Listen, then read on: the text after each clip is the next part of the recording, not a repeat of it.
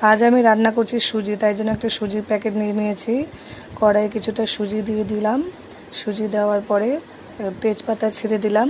তারপরে ভালো করে নেড়ে চেড়ে নিলাম। তারপরে এখানে একটু সর্ষের তেল দিয়ে দেবো। সর্ষের তেল দিয়ে আবার বেশ কিছুক্ষণ নেড়ে চেড়ে লাল করে ভেজে নেব। ভেজে নেওয়ার পরে তারপরে আমি এর মধ্যে চিনি দিয়ে দেবো। চিনি দিয়েও এটাকে বেশ করে ভেজে নেব। ভেজে নেওয়ার পরে ভালো করে ভাজতে হবে, লাল লাল করে, তাহলে একটু টেস্ট হবে বেশি। তারপরে ভেজে নেওয়ার পরে এতে আমি দুধ দিয়ে দেবো। দুধ দিয়ে এটাকে ভালো করে নেড়ে চেড়ে মিশিয়ে নিতে হবে। তারপরে ধীরে ধীরে এটা ফুটে আসবে। ফুটে আসলে আজকে আমি পাতলা পাতলা করব না, একটু আটা আটাই করব। তো হচ্ছে ফাইনালি আমার রেডি হয়ে গেছে। দেখো, এই দেখো আমার সুজি রেডি। এখন মেয়ে খাবে। মা এই দেখো, খাচ্ছ সুজি? কেমন হয়েছে?